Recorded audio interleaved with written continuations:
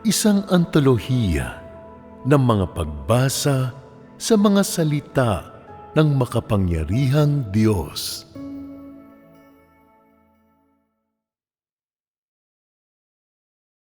Hinggil sa isang normal na espiritual na buhay.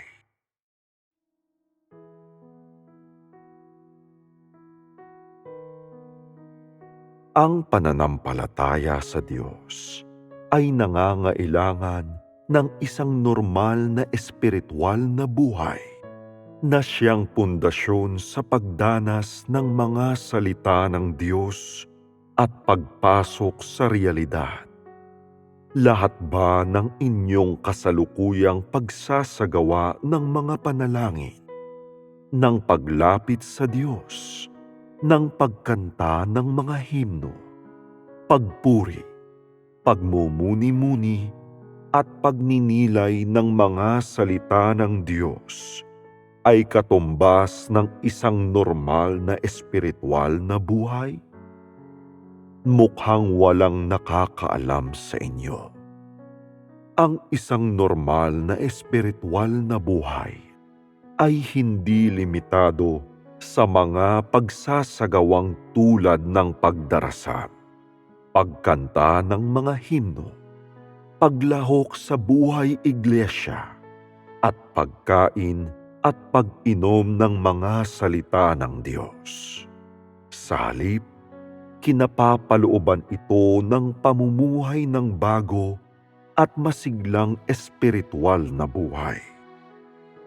Ang mahalaga ay hindi kung paano kayo nagsasagawa, kundi kung ano ang ibinubunga ng inyong pagsasagawa. Naniniwala ang karamihan sa mga tao na ang isang normal na espiritual na buhay ay kailangang kapalooban ng pagdarasal, pagkanta ng mga himno, pagkain at pag-inom ng mga salita ng Diyos o pagninilay sa Kanyang mga salita. Mayroon mang tunay na epekto ang gayong mga pagsasagawa o kaya'y humahantong man ang mga ito sa tunay na pagkaunawa. Nakatuon ang mga taong ito sa pagsunod sa mababaw na mga pamamaraan nang hindi iniisip ang magiging resulta ng mga ito. Sila ay mga taong nabubuhay sa mga ritual ng relihiyon.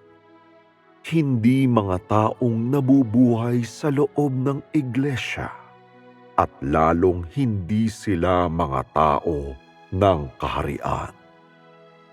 Lahat ng kanilang panalangin, pagkanta ng mga himno, at pagkain at pag-inom ng mga salita ng Diyos ay puro pagsunod sa panuntunan na ginagawa dahil napipilitan sila at para makaagapay sa mga kalakaran, hindi dahil sa kahandaan at ni hindi mula sa puso. Gaano man manalangin o kumanta ang mga taong ito, hindi magkakaroon ng bunga ang kanilang mga pagsisikap, sapagkat ang isinasagawa nila ay mga panuntunan at ritual lamang ng relihiyon. Hindi talaga sila nagsasagawa ng mga salita ng Diyos. Nagtutuon lamang sila sa pagkabahala kung paano sila nagsasagawa, at itinuturing nilang mga panuntunang susundin ang mga salita ng Diyos. Hindi isinasagawa ng gayong mga tao ang mga salita ng Diyos. Pinagbibigyan lamang nila ang laman at gumagawa sila para makita ng ibang mga tao. Lahat ng panuntunan at ritual na ito ng relihiyon ay tao ang pinagmulan. Hindi nagmumula ang mga ito sa Diyos. Ang Diyos ay hindi sumusunod sa mga panuntunan, ni hindi siya sakop ng anumang batas. Sa halip, gumagawa siya ng mga bagong bagay araw-araw. Nagsasakatuparan ng praktikal na gawain. Gaya ng mga tao sa Three Self Church na nililimitahan ang kanilang sarili sa mga pagsasagawa, tulad ng pagdalo sa pagsamba sa umaga araw-araw, pag-aalay ng mga panalangin sa gabi, at panalangin ng pasasalamat bago kumain, at pasasalamat sa lahat ng bagay. Gaano man karami ang kanilang ginagawa, at gaano man katagal nila iyon ginagawa, hindi mapapa sa kanila ang gawain ng banal na Espiritu. Kapag nabubuhay ang mga tao sa gitna ng mga panuntunan at nakatutok ang kanilang puso sa mga pamamaraan ng pagsasagawa, hindi makakagawa ang banal na Espiritu dahil ang kanilang puso ay puno ng mga panuntunan at pagkaintindi ng tao. Sa gayon, hindi nagagawang mamagitan at gumawa ang Diyos sa kanila. At maaari lamang silang patuloy na mabuhay sa ilalim ng kontrol ng mga batas. Ang gayong mga tao ay walang kakayahang tumanggap ng papuri ng Diyos kailanman. Ang normal na espiritual na buhay ay isang buhay na ipinamuhay sa harap ng Diyos. Kapag nagdarasal, maaaring patahimikin ng isang tao ang kanyang puso sa harap ng Diyos. At sa pamamagitan ng panalangin, maaari niyang hangarin ang kaliwanagan ng banal na Espiritu, malaman ang mga salita ng Diyos, at maunawaan ang kalooban ng Diyos. Sa pamamagitan ng pagkain at pag-inom ng kanyang mga salita, maaaring magkaroon ang mga tao ng mas malinaw at mas lubos na pagkaunawa sa kasalukuyang gawain ng Diyos. Maaari din silang magkaroon ng bagong landas ng pagsasagawa at hindi sila kakapit sa dati. Lahat ng kanilang isinasagawa ay para magkamit ng paglago sa buhay. Tungkol naman sa panalangin, hindi ito tungkol sa pagsambit ng ilang salitang masarap pakinggan o pag-iyak sa harap ng Diyos upang ipakita kung gaano kalaki ang iyong utang na loob. Sa halip, ang layunin nito ay upang sanayin ang sarili sa paggamit ng Espiritu, na nagtutulot sa Kanya na patahimikin ang Kanyang puso sa harap ng Diyos, na sanayin ang Kanyang sarili na maghangad ng patnubay mula sa mga salita ng Diyos sa lahat ng bagay, para mailapit ang puso niya sa isang sariwa at bagong liwanag bawat araw, at upang hindi siya maging walang kibo o tamad, at makatahak siya sa tamang landas ng pagsasagawa ng mga salita ng Diyos. Karamihan sa mga tao sa panahong ito ay nakatuon sa mga pamamaraan ng pagsasagawa. Subalit hindi nila ginagawa iyon para patuloy na sikaping matamo ang katotohanan at magkamit ng paglago sa buhay. Dito na sila naligaw ng landas. Mayroon ding ilan na may kakayahang tumanggap ng bagong liwanag. Ngunit hindi nagbabago ang kanilang mga pamamaraan ng pagsasagawa.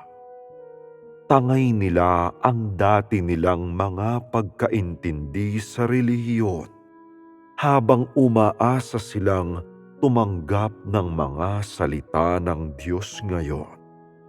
Kaya ang tinatanggap nila ay doktrinang may kulay pa rin ng mga pagkaintindi sa relihiyon.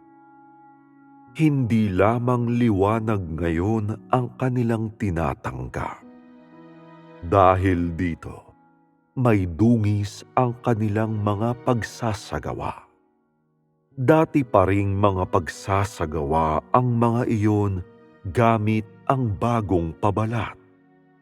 Gaano man kahusay ang kanilang pagsasagawa, mga mapagpaimbabaw sila.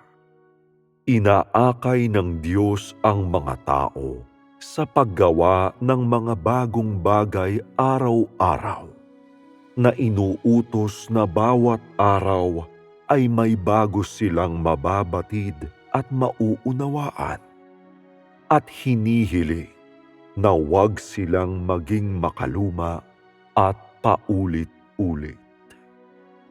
Kung naniwala ka na sa Diyos sa loob ng maraming taon, subalit hindi man lang nagbago ang iyong mga pamamaraan ng pagsasagawa, at kung masigasig at abala ka pa rin tungkol sa mga bagay na panlabas, subalit wala kang tahimik na pusong maiharap sa Diyos upang matamasa ang kanyang mga salita, wala kang mapapala.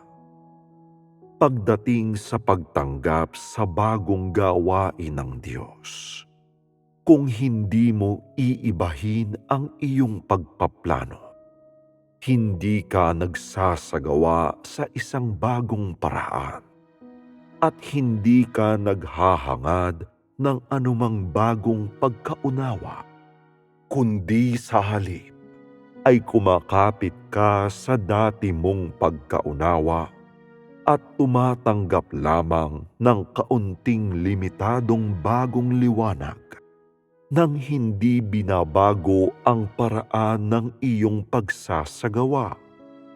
Ang mga taong katulad mo ay kasama sa daloy na ito sa pangalan lamang. Ang totoo, sila ay mga relihiyosong Fariseo sa labas ng daloy ng banal na Espiritu. Para makapamuhay ng isang normal na espiritual na buhay, kailangang makatanggap ng bagong liwanag ang isang tao araw-araw at maghangad ng tunay na pagkaunawa sa mga salita ng Diyos. Kailangan niyang makita ng malinaw ang katotohanan, makatagpo ng isang landas ng pagsasagawa sa lahat ng bagay, makatuklas ng mga bagong katanungan sa pamamagitan ng pagbasa sa mga salita ng Diyos araw-araw, at mapagtanto ang kaniyang sariling mga kakulangan para magkaroon siya ng isang pusong nananabik at naghahangad na nagpapakilos sa kaniyang buong katauhan, at para maging tahimik siya sa harap ng Diyos sa lahat ng oras, na labis na natatakot na maiwanan. Ang isang taong may gayong pusong nananabik at naghahangad, na handang patuloy na makapasok ay nasa tamang landas ng espiritual na buhay. Yaong mga inantig ng banal na espiritu na nais na maging mas mahusay, na handang maghangad na magawang perpekto ng Diyos, na nananabik na maunawaan ng mas malalim ang mga salita ng Diyos, na hindi naghahanap ng mahimala, kundi sa halip ay tunay na nagsasakripisyo, na tunay na nagmamalasakit sa kalooban ng Diyos, na talagang nakakapasok upang maging mas tunay at totoo ang kanilang mga karanasan, na hindi naghahanap ng hungkag na mga salita at mga doktrina o naghahangad na madama ang mahimala, na hindi sumasamba sa sinumang kilalang personalidad. Ito yaong mga nakapasok sa isang normal na espiritual na buhay. Lahat ng ginagawa nila ay para magkamit ng higit na paglago sa buhay at mapanariwa at mapasigla ang kanilang espiritu, at lagi silang aktibong nakakapasok. Hindi nila namamalayan, nauunawaan nila ang katotohanan at nakakapasok sila sa realidad. Yaong mga may normal na espiritual na buhay ay nakakasumpong ng paglaya at kalayaan ng espiritu bawat araw, at naisasagawa nila ang mga salita ng Diyos sa malayang paraan na nagpapalugod sa Kanya. Para sa mga taong ito, ang pagdarasal ay hindi isang formalidad o isang pamamaraan. Bawat araw, nagagawa nilang umagapay sa bagong liwanag. Halimbawa, sinasanay ng mga tao ang kanilang sarili na patahimikin ang kanilang puso sa harap ng Diyos, at ang kanilang puso ay talagang maaaring maging tahimik sa harap ng Diyos, at walang sino mang makakagambala sa kanila. Walang tao, kaganapan, o bagay na makakapigil sa kanilang normal na espiritual na buhay. Ang gayong pagsasanay ay nilayong magkaroon ng mga resulta. Hindi ito nilayong pasunurin ang mga tao sa mga panuntunan. Ang pagsasagawang ito ay hindi tungkol sa pagsunod sa mga panuntunan, kundi sa halip ay tungkol sa pagtataguyod ng paglago sa buhay ng mga tao. Kung ang tingin mo sa pagsasagawang ito ay mga panuntunan lamang na susundin, hindi magbabago ang iyong buhay kailanman. Maaari kang makisali sa pagsasagawang ito tulad ng iba, ngunit habang nagagawa nilang umagapay sa gawain ng banal na espiritu sa huli, inalis ka naman mula sa daloy ng banal na espiritu. Hindi mo ba niloloko ang sarili mo? Ang layunin ng mga salitang ito ay para tulutan ang mga tao na patahimikin ang kanilang puso sa harap ng Diyos, para ibaling ang kanilang puso sa Diyos, upang ang gawain ng Diyos sa kanila ay mawalan ng hadlang at magkaroon ng bunga. Noon lamang magiging alinsunod sa kalooban ng Diyos ang mga tao.